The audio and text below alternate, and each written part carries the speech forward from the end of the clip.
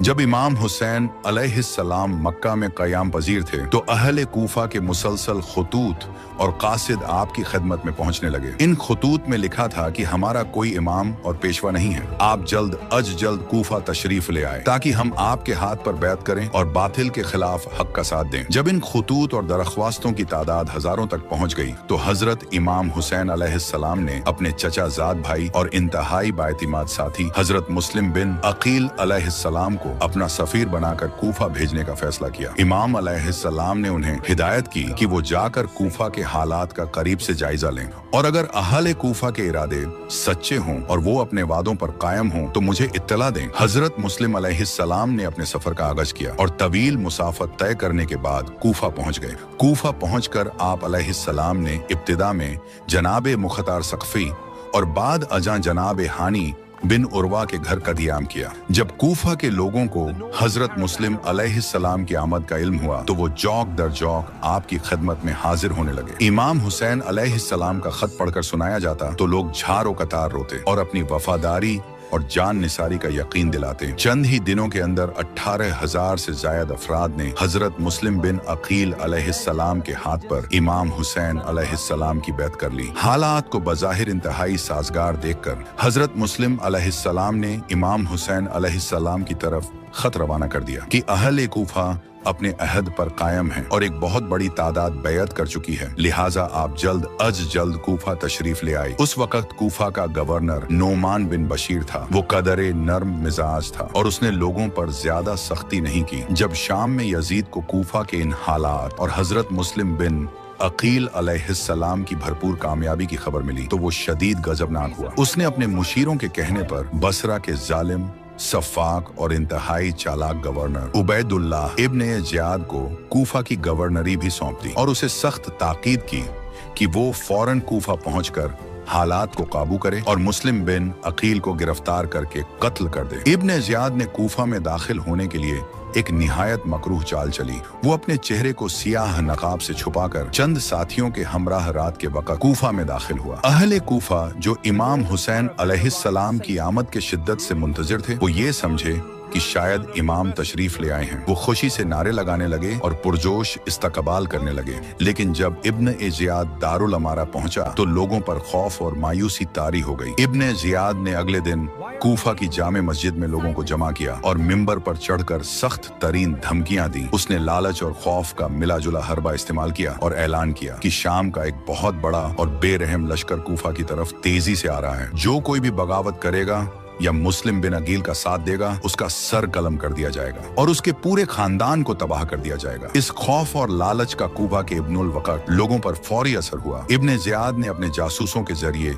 ये भी मालूम कर लिया कि हजरत मुस्लिम बिन अकील इस वक्त जनाब हानी बिन उर्वा के घर में क़याम पजीर हैं। उसने एक साजिश के तहत हानी बिन उर्वा को अपने दरबार में बुलाया और कैद करके उन पर वहशियाना तशद्दुद किया। जब हानी बिन उर्वा की गिरफ्तारी और उन पर तशद्दुद की खबर हजरत मुस्लिम अलैहिस्सलाम तक पहुंची तो उन्होंने वक़्त की नज़ाकत को समझते हुए अपने हामियों को मुसल्लह होकर जमा होने का हुक्म दिया। थोड़ी ही देर में हजारों अफराद तलवारें खींचे दारुल अमारा के गिर्द जमा हो गए। इब्न ज़ियाद दारुल अमारा के अंदर महसूर होकर रह गया। उसके पास इस वक्त चंद ही सिपाही और मुहाफिज मौजूद थे, लेकिन उसने एक बार फिर मकारी और नफसियाती जंग से काम लिया। उसने कूफा के इन रुअसा और कबायली सरदारों को जो उसके साथ महल में मौजूद थे भारी रिश्वत और धमकियों के जरिए तैयार किया कि वो महल की छतों पर जाई और अपने अपने कबीले के लोगों को डराई। इन सरदारों ने छतों पर आकर नीचे खड़े लोगों को शाम के फर्जी लश्कर से डराया, उनकी तनख्वाहें और वजायफ बंद करने की धमकी दी और कहा कि अगर तुम अभी अपने घरों को ना लौटे तो तुम्हारे माल जब्त कर लिए जाएंगे और तुम्हें तहे तेगा कर दिया जाएगा। ये धमकियां और लालच अपना काम कर गए। जो लोग बड़े जोश और खरोश से हजरत मुस्लिम अलैहिस्सलाम के साथ निकले थे वो आहिस्ता आहिस्ता खिसकने लगे। माएं अपने बेटों को, बहनें अपने भाइयों को और बीवियां अपने शौहरों का हाथ पकड़कर ये कहती हुई वापस ले जाने लगी कि इस झगड़े से हमें क्या लेना, शाम का लश्कर आकर सबको मार देगा। सूरज गुरूब होने तक वो हजारों का मजमा छटना शुरू हो गया। जब हजरत मुस्लिम बिन अकील ने मस्जिद कूफा में मगरिब की नमाज पढ़ाई तो उनके पीछे सिर्फ चंद दर्जन अफराद बाकी रह गए थे। नमाज मुकम्मल करने के बाद जब आपने मुड़कर देखा तो पूरी मस्जिद बिल्कुल खाली हो चुकी थी। वो कूफा जो कल तक उनके कदमों में बिछा जा रहा था आज उन्हें मुकम्मल तौर पर तन्हा छोड़ चुका था। हजरत मुस्लिम बिन अकील अब कूफा की अंधेरी और सुनसान गलियों में बिल्कुल तन्हा थे। उनका कोई वाकिफकार ना था, कोई रास्ता बताने वाला या पनाह देने वाला ना था। वो एक अनजानी गली से दूसरी गली में चलते रहे, यहाँ तक कि थक कर एक घर के दरवाजे पर बैठ गए। ये घर एक नेक, बाईमान और हमदर्द खातून का था, जिसका नाम तोआ था। तोआ अपने बेटे के इंतजार में दरवाजे पर खड़ी थी। उसने एक बावकार अजनबी को अपने दरवाजे पर बैठे देखा तो पूछा कि ए बंदा, ए खुदा, आप कौन हैं और यहाँ क्यों बैठे हैं? हजरत मुस्लिम अलैहिस्सलाम ने फरमाया कि मैं प्यासा हूँ, क्या मुझे थोड़ा सा पानी मिल सकता है? तोआ ने उन्हें पानी पिलाया और वापस अंदर चली गई। कुछ देर बाद वो दोबारा बाहर आई और देखा कि वो शख्स अब भी वहीं बैठा है। तोआ ने कहा कि ए अल्लाह के बंदे, यूं रात के वक्त किसी के दरवाजे पर बैठना मुनासिब नहीं, आप अपने घर क्यों नहीं चले जाते? हजरत मुस्लिम अलैहिस्सलाम ने एक सर्द आह भरी और इंतहाई दुख भरे लहजे में फरमाया कि इस शहर में मेरा कोई घर नहीं, कोई ठिकाना और कोई जानने वाला नहीं। तोआ ने हैरत से पूछा,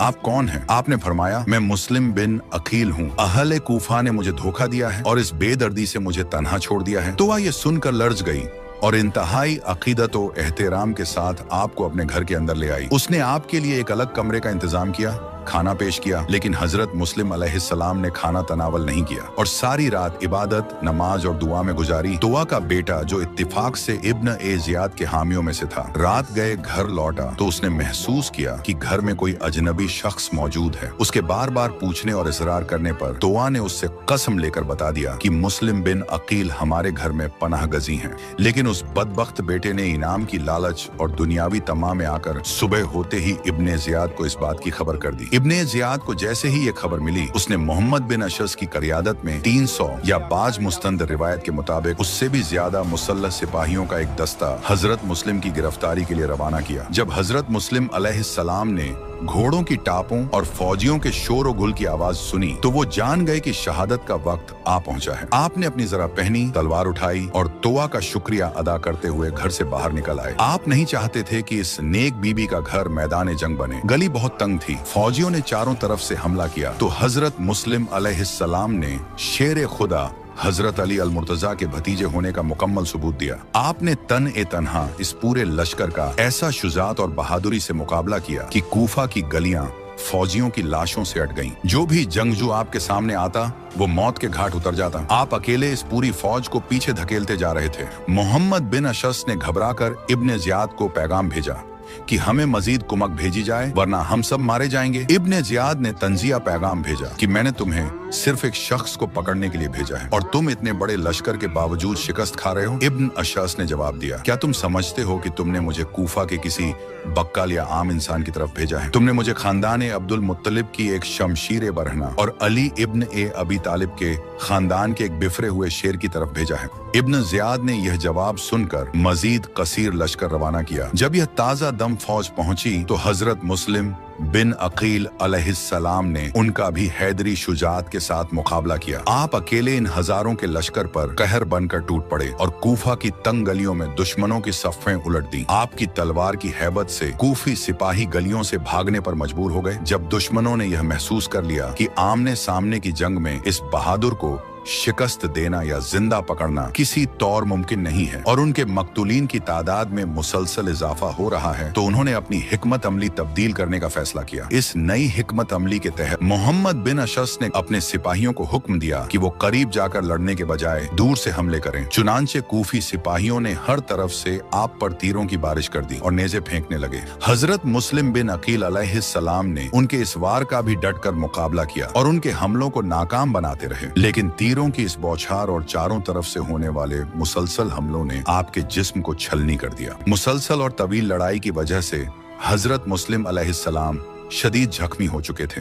दुश्मनों ने जब देखा कि वो तन्हा और सामने से उनका मुकाबला नहीं कर सकते तो उन्होंने बुजदिली का मुजाहिरा करते हुए छतों पर चढ़कर आप पर भारी पथराव शुरू कर दिया और आग से जली हुई घास और लकड़ियां आप पर फेंकने लगे। एक और वार के नतीजे में आपके चेहरे पर गहरा झगमाया और मुसलसल खून बहने से आप इंतहाई निढाल हो गए। जब दुश्मनों ने देखा कि आप इतने जख्मों के बावजूद गिरफ्त में नहीं आ रहे और मुसलसल उनका सफाया कर रहे हैं तो उन्होंने धोखा दही और फरेब का सहारा लिया। इब्न अशस ने बुलंद आवाज से पुकार कर कहा कि ऐ मुस्लिम, हम तुम्हें अमान देते हैं, तुम अपने आप को हलाकत में न डालो, हमारी अमान कबूल कर लो। इब्न ए जियाद तुम्हें कत्ल नहीं करेगा। हजरत मुस्लिम अलैहिस्सलाम चूंकि शदीद जख्मी थे और लड़ते लड़ते थकन से निढाल हो चुके थे, उन्होंने उनकी अमान पर एतबार किया। लेकिन जैसे ही आपने तलवार नीची की, दुश्मनों ने बदअहदी करते हुए चारों तरफ से आप पर हुजूम कर दिया, आपकी तलवार छीन ली और आपको गिरफ्तार कर लिया। उस वक्त हजरत मुस्लिम अलैहिस्सलाम की आंखों से आंसू जारी हो गए। दुश्मनों में से किसी ने तंज किया कि जो लोग ऐसे बड़े मकासद के लिए निकलते हैं वो रोया नहीं करते। आपने पलटकर जवाब दिया, मैं अपनी जान के जाने के खौफ से नहीं रो रहा, बल्कि मैं अपने आंखा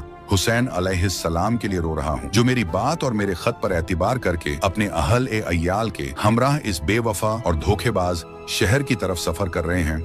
हजरत मुस्लिम अलैहिस्सलाम को इंतहाई बेदर्दी के साथ एक खच्चर पर बिठाकर इब्ने ज़ियाद के दरबार की तरफ ले जाया गया। आपका पूरा जिस्म खून से लथपथ था और आपको शदीद प्यास लगी थी। दरबार के दरवाजे पर एक घड़ा रखा था। आपने पानी मांगा, लेकिन एक जालिम ने पानी देने से इनकार कर दिया। फिर किसी और ने पानी का प्याला पेश किया, लेकिन जब आपने पीना चाहा तो आपके चेहरे और होंठों का खून प्याले में गिर गया। तीसरी बार जब पानी पीने की कोशिश की तो आपके सामने के दांत प्याले में गिर गए। आपने फरमाया, शायद मेरे नसीब में दुनिया का पानी पीना नहीं लिखा, अब तो मैं अपने नाना हौज कौसर के मालिक के हाथों ही सैराब हूंगा। हजरत मुस्लिम अलैहिस्सलाम को इब्ने ज़ियाद के दरबार में पेश किया गया। आपने उस जालिम को सलाम नहीं किया। मुहाफिज ने सख्त लहजे में कहा कि अमीर को सलाम करो। आपने इंतहाई जुर्रत, बेबाकी और हक्कानियत से फरमाया, मेरा अमीर सिर्फ हुसैन इब्न ए अली है, ये शख्स मेरा अमीर नहीं। इब्न ए ज़ियाद और हजरत मुस्लिम अलैहिस्सलाम के दरमियान एक तवील और सख्त मुकालमा हुआ। इब्न ए ज़ियाद ने इंतहाई गुस्ताखाना और